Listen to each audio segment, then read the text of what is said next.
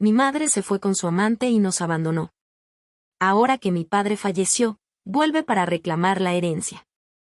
Mi nombre es Alondra, tengo 26 años y crecí creyendo que tenía una familia normal, incluso feliz. Éramos 5, mi padre, mi madre, mis 2 hermanos menores y yo. Durante muchos años, mi hogar fue un lugar tranquilo, estable, con rutinas simples, pero llenas de cariño. No éramos ricos, pero nunca nos faltó lo esencial, sobre todo, nunca nos faltó afecto. Mi padre era un hombre trabajador, reservado, pero muy presente. Siempre estuvo ahí para nosotros, sin importar si llegaba cansado o con problemas del trabajo. Mi madre durante mucho tiempo fue una mujer cariñosa, atenta, muy involucrada en nuestra vida diaria. Nos preparaba el desayuno, nos ayudaba con la escuela, se preocupaba por nuestras cosas pequeñas. Nunca pensé que algo pudiera romper esa imagen que tenía de ella. Tengo 2 hermanos, Iván, que actualmente tiene 18 años, y Marlene, que ahora tiene 21. Cuando todo ocurrió, Iván era apenas un niño y Marlene una adolescente.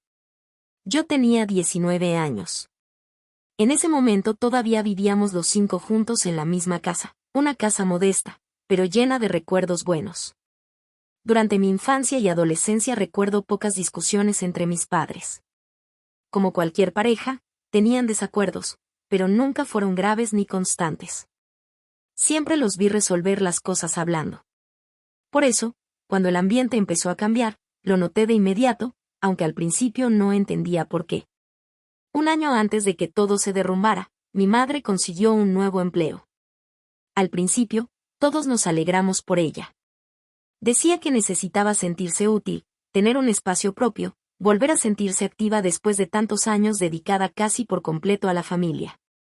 Mi padre la apoyó desde el primer momento. Nunca cuestionó su decisión ni mostró incomodidad, pero con el paso de los meses, mi madre empezó a cambiar. No fue algo brusco, sino gradual. Comenzó a llegar más tarde a casa, a mostrarse distraída, impaciente. Pasaba más tiempo con el teléfono, se arreglaba más de lo habitual, incluso para cosas simples. A veces parecía molesta sin razón aparente, otras veces simplemente distante. Las discusiones comenzaron a hacerse más frecuentes. Al principio eran comentarios pequeños, reproches sin importancia, pero con el tiempo se volvieron más intensas. Yo empecé a notar que casi siempre era mi madre quien iniciaba las peleas. Mi padre intentaba mantener la calma, bajaba la voz, trataba de evitar conflictos frente a nosotros, pero ella no parecía interesada en eso. Recuerdo muchas noches en las que Iván y Marlene se iban temprano a su habitación tratando de no escuchar. Yo, en cambio, me quedaba despierta con esa sensación incómoda de que algo estaba mal y nadie lo decía en voz alta. Nunca imaginé lo que realmente estaba ocurriendo. El día que todo explotó está grabado en mi memoria con una claridad que todavía me duele. Fue una tarde común sin nada que anunciara lo que iba a pasar. Yo estaba en mi habitación cuando escuché voces elevadas en la sala. Al principio pensé que era otra discusión más, pero el tono era distinto. Había algo más pesado en el ambiente. Salí de mi cuarto con cuidado y me quedé cerca del pasillo sin que ellos me vieran. Desde ahí podía escuchar claramente. Mi padre estaba llorando. Nunca antes lo había visto así. Su voz temblaba y cada palabra parecía costarle un esfuerzo enorme. Le preguntaba a mi madre por qué estaba haciendo eso, por qué había llegado tan lejos. No entendía de qué hablaba hasta que escuché una palabra que me heló por dentro: infidelidad. Él había descubierto que ella tenía una relación con otra persona. Mi padre no gritaba, no insultaba, solo preguntaba una y otra vez con lágrimas en los ojos qué había hecho mal, en qué había fallado. Le decía que habían construido una familia juntos, que tenían hijos, una historia, una vida compartida. Mi madre, en cambio, parecía completamente ajena al dolor que estaba causando. Su tono era frío, distante, casi molesto. No negaba nada, no pedía perdón, no mostraba arrepentimiento. En un momento, mi padre dijo algo que nunca olvidaré. ¿Por qué me haces esto? ¿Por qué le haces esto a nuestros hijos? Hubo un silencio breve, pero pesado. Yo contuve la respiración. Entonces, Mi madre respondió con una frase que todavía resuena en mi cabeza. Tú y esos niños me quitaron mi juventud. No los quiero volver a ver. Me voy con un verdadero hombre, uno que me dará la vida que merezco. Sentí como si el piso se abriera bajo mis pies. En ese instante ya no pude quedarme escondida. Salí del pasillo sin pensar, con el corazón latiendo con fuerza, temblando de rabia y de tristeza. Las palabras salieron solas, sin filtro. Pues lárgate. No mereces a un hombre como mi padre. Lárgate con quien quieras. Mi voz se quebraba mientras hablaba. Estaba llorando, pero también furiosa. No podía creer lo que estaba escuchando. Esa mujer, que había sido mi madre, estaba rechazándonos como si no significáramos nada. Mi padre se giró hacia mí de inmediato y me abrazó. Me apretó contra su pecho y sentí como su cuerpo también temblaba. No dijo nada, pero su silencio lo decía todo. Mi madre nos miró a ambos por unos segundos. No vi culpa en su rostro. No vi duda, solo cansancio y fastidio. Ya me harté de este drama, dijo. Me voy. Caminó hacia la habitación, tomó una maleta que ya parecía preparada y sin mirar atrás salió de la casa. Después de que mi madre salió por la puerta con su maleta, la casa quedó en un silencio extraño, pesado. No era un silencio normal, era uno que hacía ruido por dentro. Mi padre se quedó inmóvil unos segundos, como si todavía esperara que ella regresara y dijera que todo había sido una mala broma. Eso nunca ocurrió. Me abrazó con más fuerza. Sentí como respiraba profundo varias veces, intentando calmarse, intentando ser fuerte por nosotros. Tranquila, Alondra, mi niña me dijo al oído, tus hermanos y tú siempre estarán bien. Yo siempre estaré con ustedes. En ese momento no entendí la dimensión de esas palabras. Solo sabía que estaba llorando y que mi padre era el único punto firme que quedaba. Esa misma noche tuvimos que enfrentar lo más difícil, hablar con mis hermanos. Iván y Marlene no habían escuchado la discusión completa, pero sabían que algo grave había pasado. Mi padre decidió sentarse con ellos en la sala. Yo me quedé cerca, sin intervenir, observando. Les explicó con palabras simples que nuestra madre se había ido, que había tomado una decisión propia y que no tenía nada que ver con ellos. Les repitió varias veces que no era culpa suya, que nadie había hecho nada mal. Marlene, que entonces era una adolescente, empezó a llorar en silencio. Iván, que era apenas un niño, no reaccionó de inmediato. Se quedó serio con la mirada fija en el piso, como si no terminara de entender. Esa fue la primera de muchas noches difíciles. Durante semanas, casi todas las noches, mis hermanos hacían la misma pregunta antes de dormir. ¿Cuándo va a volver, mamá? Mi padre nunca perdió la paciencia, nunca habló mal de ella, nunca la insultó, nunca la responsabilizó frente a ellos.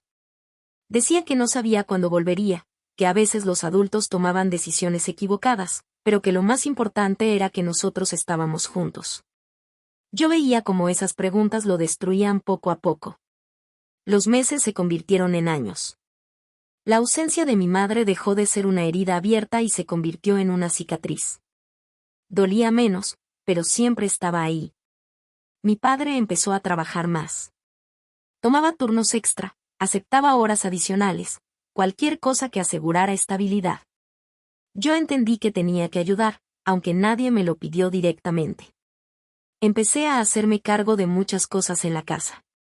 Cocinaba, limpiaba, organizaba horarios, ayudaba a mis hermanos con la escuela, los acompañaba a sus actividades. No lo sentía como una obligación impuesta, sino como una responsabilidad natural. Éramos una familia y las familias se sostienen entre todos.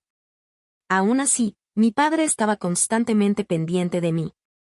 En más de una ocasión pidió días libres solo para quedarse en casa. Esos días se levantaba temprano, preparaba la comida, limpiaba, hacía todo lo que yo solía hacer. No quiero que sientas que tienes que reemplazar a nadie, me decía. No quiero que pienses que tu vida tiene que detenerse por esto. Siempre me repetía que no quería quitarme mi juventud. La verdad es que nunca sentí que la perdiera. A pesar de las responsabilidades, tuve una vida bastante normal. Salía con amigos, Iba a fiestas. Tuve relaciones, me equivoqué, aprendí. Mi padre siempre me apoyó, siempre confió en mí, nunca me hizo sentir culpable por disfrutar mi vida. Con el paso del tiempo, Marlene se volvió más independiente. Iván dejó de preguntar por nuestra madre.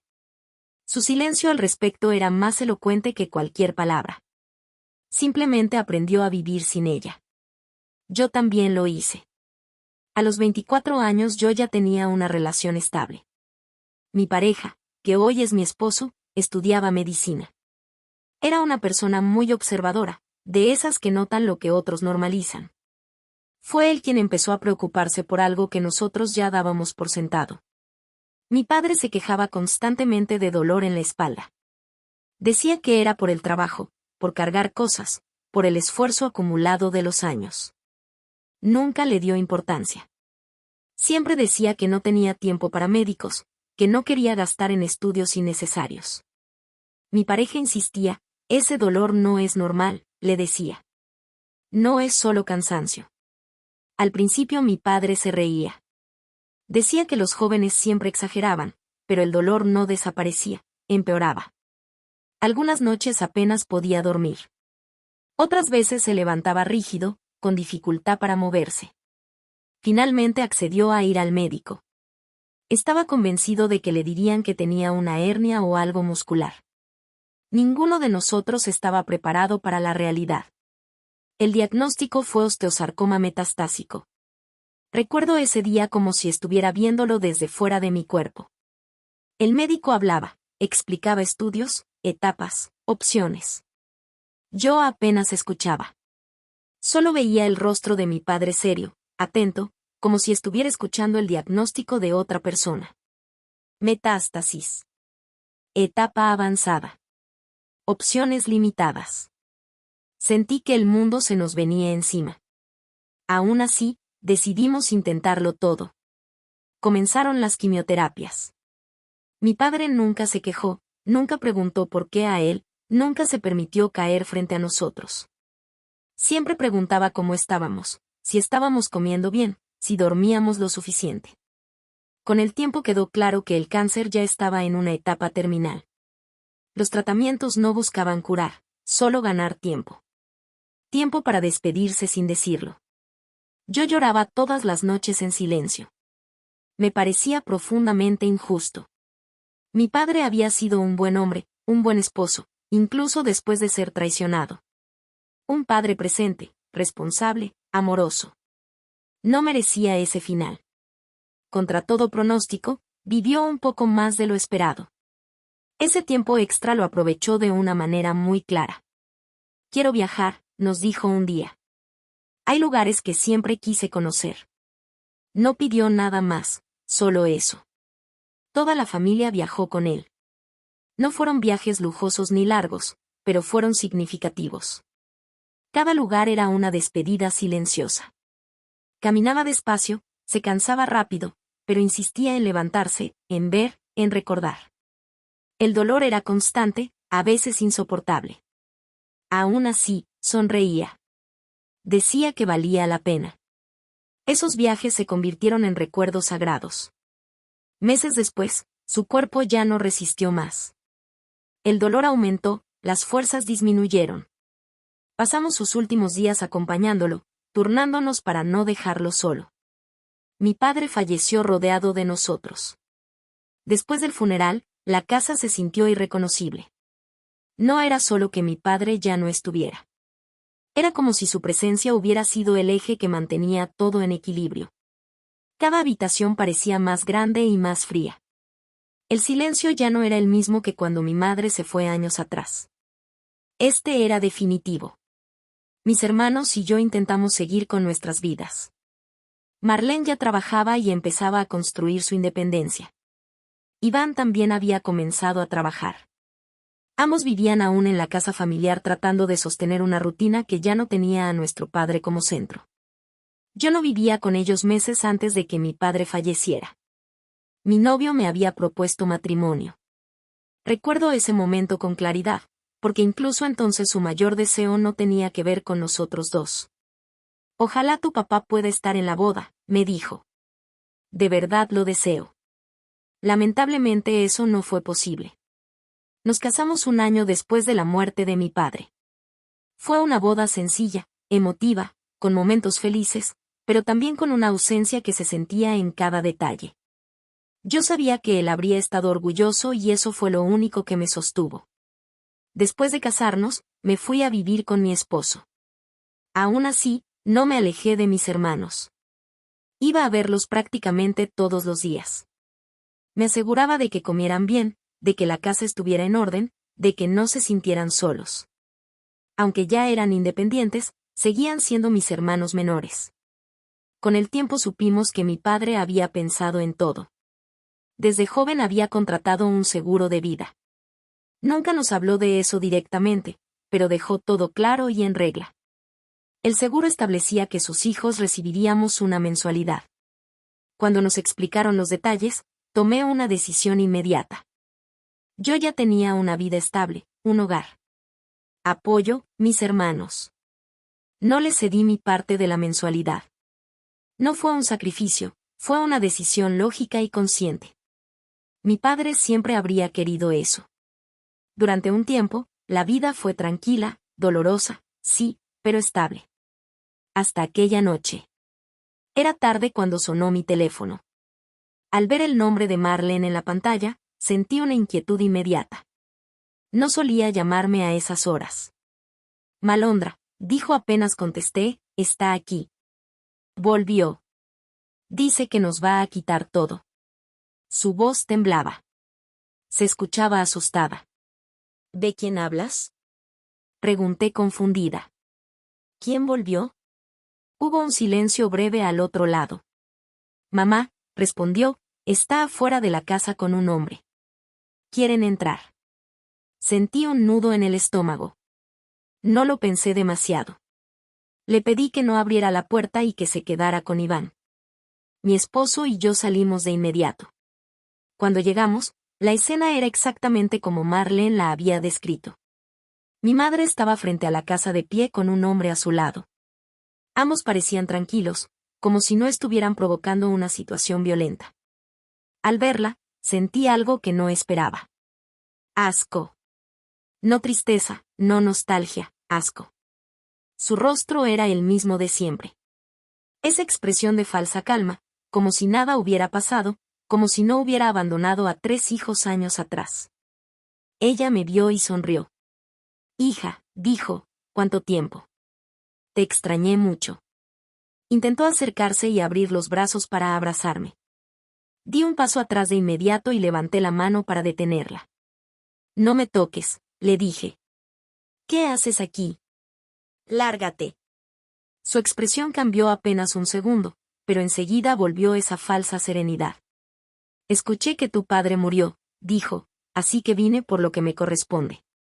Sé que él tenía un seguro de vida y, además, esta casa también me pertenece. La escuché sin interrumpirla. Sentía rabia, pero también una claridad absoluta. Eres una carroñera, respondí. No te daremos nada. Su rostro se endureció. Soy tu madre. Respétame. La miré directamente a los ojos. No eres mi madre, le dije. Mi madre murió el día que te fuiste de esta casa. El hombre que estaba con ella dio un paso al frente, pero mi esposo también se acercó colocándose a mi lado sin decir una palabra. La tensión era evidente. Mira, dijo mi madre. No quiero dramas. Por eso traje a mi abogado. Él les va a explicar cómo van a ser las cosas. El supuesto abogado avanzó. No tenía la apariencia de uno. Vestía de manera descuidada y solo llevaba una carpeta bajo el brazo. La abrió y empezó a leer un documento, hablando con seguridad, como si estuviera acostumbrado a hacerlo. Según él, el documento establecía que a mi madre le correspondía el 50% de todo, del seguro de vida, de la casa, de cualquier bien que hubiera dejado mi padre. El resto se repartiría entre los hijos. Mientras hablaba, sentí que la rabia me subía por el cuerpo. Me importa una lo que diga este tipo, dije. No vas a ver un solo centavo de mi padre. No esperé respuesta.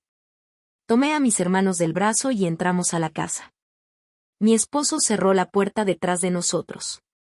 Desde afuera escuché la voz de mi madre, ya sin esa calma fingida. Que esto no se va a quedar así. Esa noche casi no dormimos.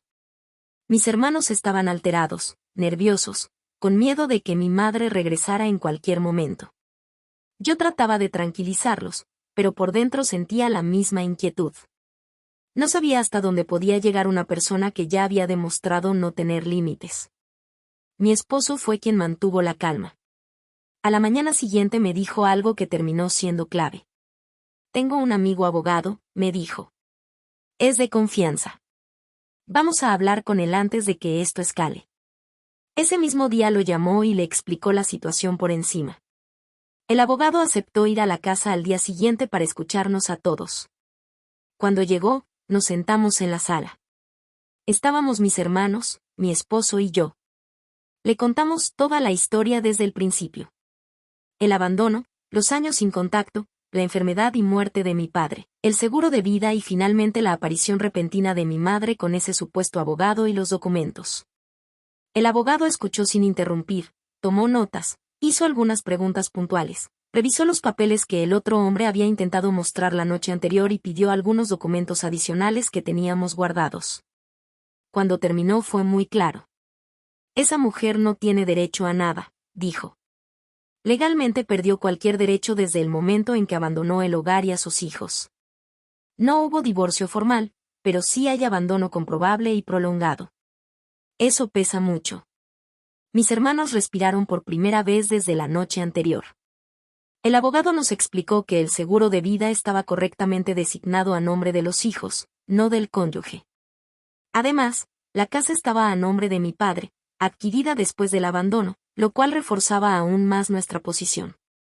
Además, agregó, esos documentos que les mostraron no solo no tienen validez, sino que presentan inconsistencias graves.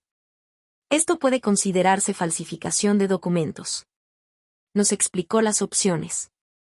Podíamos simplemente ignorarla, pero eso dejaba la puerta abierta a que siguiera molestando. O podíamos actuar legalmente de inmediato. Decidimos hacerlo. El abogado se encargó de todo. Presentó una denuncia formal por intento de fraude y falsificación de documentos. También inició un proceso para dejar constancia legal del abandono de hogar ocurrido años atrás, respaldado por testigos, registros y pruebas. No pasó mucho tiempo antes de que mi madre reaccionara. Empezó a llamarnos. Primero eran llamadas aparentemente tranquilas, intentando hablar como familia. Después, los mensajes se volvieron agresivos. Nos acusaba de ser malagradecidos, de robarle lo que era suyo, de manipular la situación. Luego llegaron las amenazas. No saben con quién se están metiendo, decía en una de las llamadas. Van a arrepentirse.